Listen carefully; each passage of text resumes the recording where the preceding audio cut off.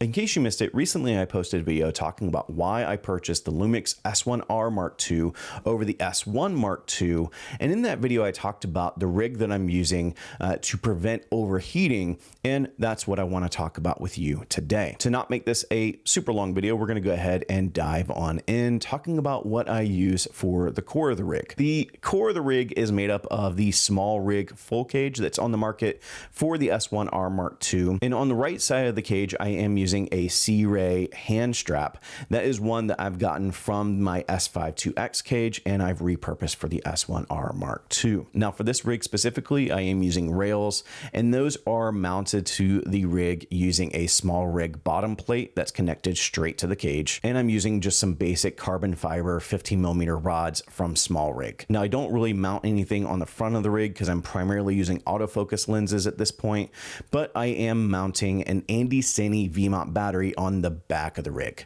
Now that is technically mounted to the rig by using a Small Rig V-mount adapter. Now to power the camera, I am using a D-tap to dummy battery. Now I do want to mention with the battery, this is one thing that is going to help prevent overheating. Something that makes overheating happen with the S1R Mark II is using the internal battery, as crazy as that sounds. And so if you want to prevent overheating, something you may want to consider is utilizing something like a V-mount battery so that you're now kind of taking all the power solution out of the camera and moving it externally. I do want to mention my audio solution. Right now, I'm actually using my Shure SM7B going straight into the S1R Mark II. But if I'm out in the field and I want to record good quality scratch audio or just good audio in general, one of my favorite microphones, shotgun microphones in general, is the Sennheiser MK400.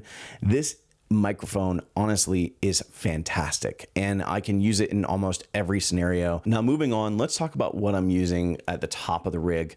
Now my monitor is going to be the Hollyland Pyro 7. I really enjoy this monitor.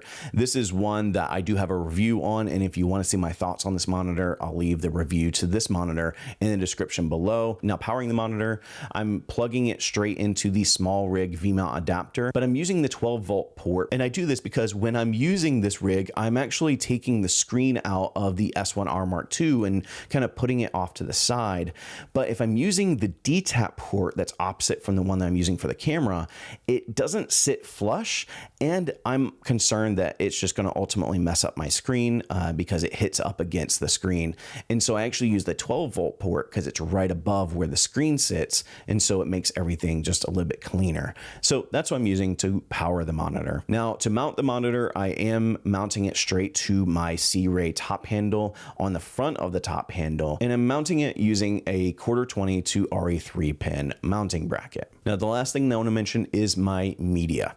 This is something else that can contribute to overheating with the S1R Mark II. The media that I use if I'm doing longer takes is I will plug in an SSD, and that is mounted to the cage using just a Small Rig kind of universal SSD mounting bracket, and I will probably switch over to the SanDisk Extreme Pro SSDs, but right now I'm just using an old Samsung T5 that I've had for the Sigma FP and all of my Blackmagic cameras. And so that's my rig that has yet to overheat with the S1R Mark II. If you do have any questions about this rig, let me know in the comments below or reach out to me on Instagram and we can start a conversation there.